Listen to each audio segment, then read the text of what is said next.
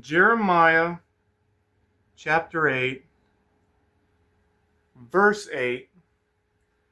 How can you say we are wise because we have the word of the Lord when your teachers have twisted it by writing lies? You know, something that it's hard to wrestle with is the fact that there are supposedly smart people, Christian people, smart spiritual leaders, smart political leaders that should see the problems going on, that should know what's going on, but they don't, right? It's like they know more than I do, or they should. They're older, they're more educated, they went to seminary, or if they're in politics, they've just read a lot of books and have a lot of experience and whatnot, but they're still turning a blind eye to the struggles of young guys. And it's sad, but like it's saying here, we are wise because we have the word of the Lord. But it says your teachers have twisted it by writing lies. I just opened to it. It was just kind of happenstance. And it seemed to fit pretty well. What it really reminded me of, right? I don't even think the scripture, with this context, is, really best applied here. But it kind of makes me think about this pastor I was watching the other day that I heard about from a friend of mine. And I was like, well, you know what? I'm gonna try it out. I'm gonna listen to it. I'm gonna give it the old listen. And I don't know, about 5 minutes in, well, first a little background. This guy, he's preaching at this big church, obviously. It's a very high production sermon. You can tell, like, their YouTube channel is just as important as their brick and mortar location. They're really trying to get those numbers up and everything. So anyways, it was very high production sermon and church and everything. So that's like right off the bat, I'm like, all right, I'll still listen to it. But that's the first red flag there, Not that big churches are necessarily wrong, but oftentimes it just comes with the territory, right? So anyways, and this guy, he's the pastor or whatever, he's wearing this camo.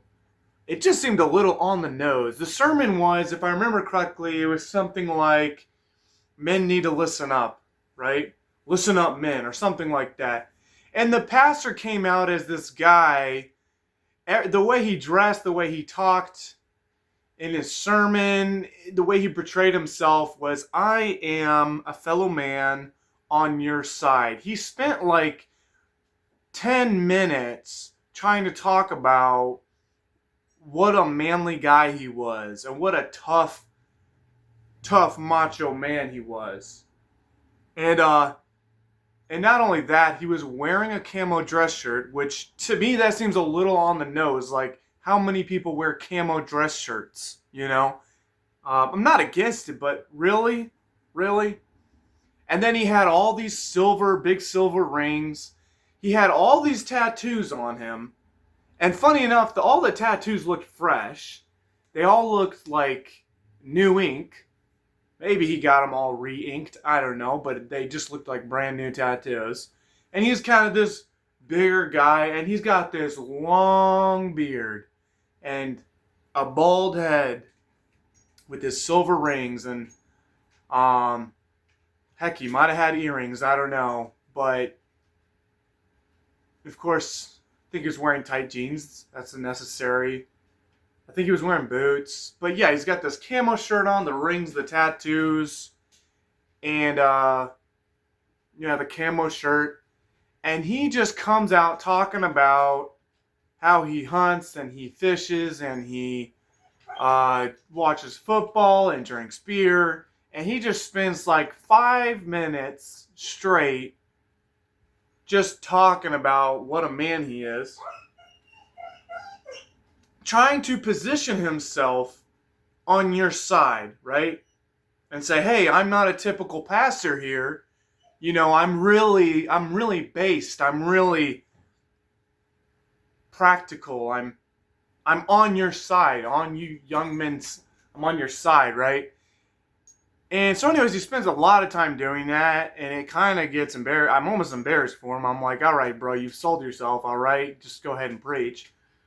So anyways, he starts preaching, and initially, I'm like actually kind of a fan of it, right? Initially, he starts to talk about Genesis and how man was made in the image of God and how woman was made to be the helper of man, right? So it's like, okay, he's starting to get things right. He's starting to realize there's an order in creation, and he's reading the Bible for what it is. And it sounded really good. But about a third of the way into it, it started to show.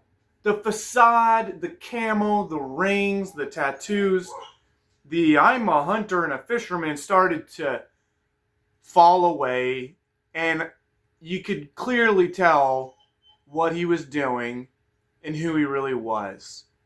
And what he was doing and who he was, which the first sign should have been the really big church, right?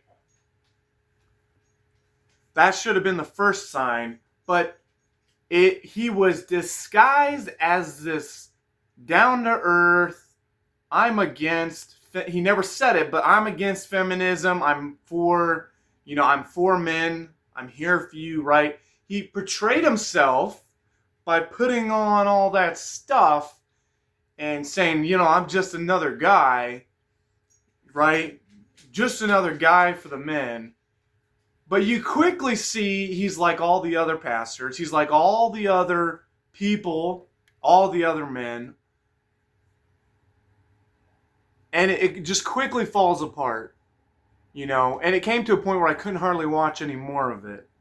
The facade was down, and he was obviously still walking on eggshells, still trying not to piss off the women, still very careful to make it seem like he's not this very egalitarian pastor, right? He was just very careful. And what it turned into is what it always turns into, which I guess I should have known from the title. Men, you are the problem. You need to stand up. You need to listen up. I think that was the name of the sermon. You need to shut up. You need to, yada yada. The whole sermon, I thought he was going to lift men up, right? And I understand maybe he doesn't want to get into the roots of feminism and how a lot of the women, right, have been corrupted by the media and whatnot. I understand if you didn't want to touch on that, right? He's got a lot of tithe money coming in. He's got a lot of people in his church. I understand maybe not wanting to do that, right? It would still be lying by omission by leaving stuff out. But no, he went a step further to basically give the same message that all of these pastors for a long time have been giving young men, which is you need to work on yourself, and you are the problem in society, and you need to get better and surrender more and be more loving and be more nice. You need to be more nice, right? And you need to make women feel more comfortable and all of this stuff. And he says, and then he went into to deserve the daughter of God. Do you think you deserve one of God's daughters? This beautiful, perfect image, this perfect girl. Do you think you deserve her? Well, you need to work on this and this and this and this and this to deserve her. He even did that whole spiel, which is old, man. It's old. Old news. And the thing is, this is what they do. It's the most effective way. Is when you add in the little bits where you say, oh, I'm against this, I'm for this, and you try to make it sound like you're on, their side. But the underlying message is still there, still very clear. But the only way to get those young guys to listen is to make it seem like you're on their side. They're not going to listen to a woman preacher. They're not going to listen to a skinny jean preacher. But if you're wearing the camo dress shirt and you got the rings on and the tattoos, they're more likely to listen to you, and it looks like you work out. But at the end of the day, his church is big for a reason. He's doing all these collaborations for a reason. He was on a big collaboration with like freaking 20 other pastors. And it's for a good reason. It's because he doesn't rock the boat. It's because he conforms, right? He conforms to the narrative. The narrative of the church, the narrative of society, which is women are equal with you. Not only there's no differences, they're equal with you, right? And I hate when men get pushed down, so we're going to lift you back up to the level of women. That's what they promise, right? Which is not what we want at all, right? We want things back in balance, which they're not. He never calls out problems with women and problems with young girls and the way they're just being manipulated by the hierarchs and the media and whatnot, right? Young people in general, right? He never talks about that. He never directly addresses some of the issues going on today and what's causing this extremely low birth rate and less people getting in marriages and relationships in general, and delaying having kids by 8 years, right? He does all that. He ignores those things, and he just portrays himself as your friend, and it's dangerous, right? Because at first you might be convinced a little bit, but if you listen up, if you're careful to listen to truly what the message is, you are the problem. It's the same message. He's not your friend. He's just another version of a feminist, right? There's a reason his church is so big. He's not your friend. So, it's really disappointing. He's more dangerous because he looks the part, right? He looks like he's all for you. And maybe he does hunt, maybe he does fish. But at his core, his message is just like what all the other pastors give you, which is men are the problem, men need to stand up, men need to be better. They don't even think for a second, right, that maybe, just maybe, women might be just part of the problem. Like just a little bit, right? I mean, after all, didn't we just get over this big movement in politics through Me Too and the feminist movement of how men are so toxic and so aggressive sexually and so outspoken, and they mansplain and they manspread and they take up space and they do all this stuff, right? So didn't we just get through that? So can't we see that men, large in part, are still men, right? And people are going to complain about it, but a lot of the traits that they find annoying, they're still there because we just got over all of this, right?